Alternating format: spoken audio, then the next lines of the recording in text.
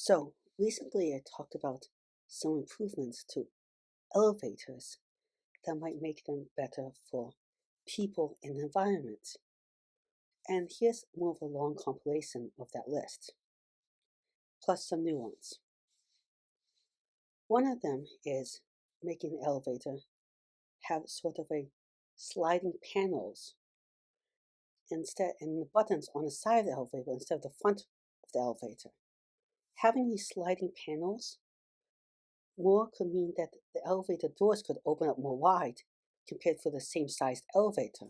A wider opening door could mean that people can exit in and out of the elevator faster, meaning it goes up and down places faster. It could mean you could transport wider cargo and stuff for construction work and stuff. It could make it more wheelchair accessible by providing more room for people with wheelchairs to go in or for other locomotive difficulties or for people that are very fat. So it could be a bunch of uses there. It might also just seem like less of a hard, strong metal, having it a sliding door, more like and by a sliding door I mean more like the door folds up in a specific way, like it has a corrugation and stuff, then let it fold up very small, very little thing, or that it's a sheet of fabric that retracts in and out. Of course, it's already kind of a sliding door in actuality, so don't get me wrong right there. Another thing that I've talked about in the past is making it modular so that it actually doesn't have anything on the ground level that's really holding it in place or at the above level that's holding it in place. Instead, it has gears that screw on and very tightly fit against the side of the walls or something, and everything can be made inside the axle shaft and placed inside the shaft and rolled out and put together. Therefore, if it ever breaks down, you can easily remove everything and just quickly install a new one and repair the other parts in some other facility. The upside of this is that it makes repairability much, much, much higher, and a much higher repairability, and also not repairability, but fixing up the little shaft. And it also makes installation of newer, better tech much easier. But when elevators do break down, it's a huge deal because if you disable something, that could be a huge hassle and really delay and hurt your life, which I've seen many times at universities and stuff when one of the elevators breaks down.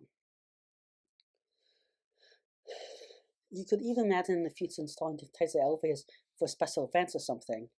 A fast elevator, slow elevator, a party elevator, a tall elevator for special uses. I don't know, but that would be a very much more specific case scenario. Another idea is that you don't always want the elevator going fast because that uses up more energy. And beyond using up more energy, it can also make people feel sick and more or less and causes more wear and tear. But for some people that are disabled, maybe having them have a special card to speed up the elevator or something on the idea because they already have much more delays and stuff in their life. And this will just be a little thing to help them along their life. Now, this is not perfect by any means. Oh, but beyond the delays, it also might be that they should get to a place faster because they're feeling sick. That's another reason why it might be a little nice to have. And maybe this pro card makes people want to befriend disabled people in a greedy way more. It's kind of an awful thing to do. But maybe it helps. Another thing is to make these shafts have more ways of letting air in and out the elevator, so air less accumulates inside the elevator. And having less air accumulate in the elevator with holes carefully placed more on the top, but made so you don't see them, and maybe even on the bottom, but in ways you don't see them, and size could help keep the air from having as much viruses and stuff that just accumulate in a closed container, or dilute them so they're more spread out with the whole container, or keep the air quality a little better. Just some quick thoughts. right there. Another thing that could be done is to have sensors on floors if there's ever a fire or toxin that doesn't toxin release or CO2 or smoke that doesn't let you stop at certain floors. But if you need to use the elevator to evacuate because you disabled something, it will bring you to certain floors to speed up the evacuation of disabled people that might actually not be able to use the staircases and stuff. So that's a quick idea right there. Now, the more reliable an elevator is, the better this idea is. So it's not a perfect idea. And it's also better than going down the elevator does present some more risks, but it's better than a person being able not to move at all between floors at times or have to be dragged. Another one would be to install small elevators inside the building and stuff to deliver small items between floors that can help people that have trouble lifting items and stuff like that, but do not want to take a crowded elevator at all times, or for construction crews or stuff like that, or bringing back the laundry suit in buildings and stuff where disabled people live in to help them do laundry and organize the place more easily instead of going back and up and down the stairs. Because convenience really does help a ton with organization. Now, some of these old item elevators and for laundry and stuff did present certain safety risks with small children, pets, and fire safety risks, so we would have to redesign them to make them more childproof or something, or put them in buildings where that's not a concern, or and we also have to look at the fire risks. So, and I think we could mitigate all of them with better new designs, and some of them could be full pool and stuff like that. Maybe having them all have hand sanitizer within them to keep them more sanitary and stuff because they can get dirty and spread diseases.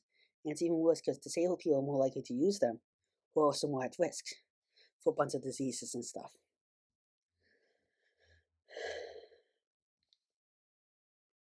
Another thing is that in between runs and stuff, when there's no people in it, it could use UV light and other ways of disinfecting itself to keep it more clean because it's more of a host for a bunch of toxins and stuff, and as previously discussed. More likely disabled people to use it, or people that are feeling sick also are more likely to use it, and are more likely to spread diseases and be negatively affected more by diseases if they get sick. Another thing that could help is that maybe instead of touching the panel, which could be filled with icky gross stuff and stuff, you can lower contact on the panel by having phone control options.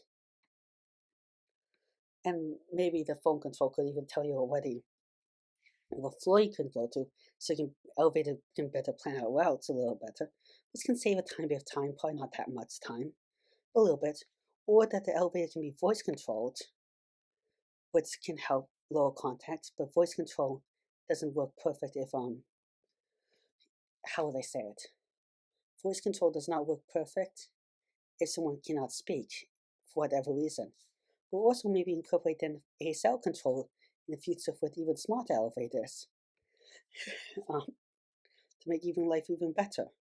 Or maybe an elevator with all the controls. The not nice thing about phone control is you might have to download a special app for that or something like that, so it might not be built in the phone. That might not be very nice having extra add-ons to your phone just for an elevator ride. Another idea is to have mobile elevators use the same shaft. And this could mean that mobile elevators could take trips at once using the same shaft, increasing speed. Now the problem is, in a normal shaft, the top elevator will block the top floor for the bottom elevator, and the bottom elevator will block the bottom floor for the top L1. Or if they're going too much in together, they may crash. So you'd have to design saying that elevators are limited to go to certain floors at certain ways, or modify the algorithm some way that way. So you could have an elevator that says, hey, we let you do this more, but we're going to include extras. We're only going to take you, this elevator will only take you to this floor, something like that. and have one elevator that can take you to every floor. So this can transport people faster, but you might have to stop at a floor, exit, and get into another elevator, or vice versa.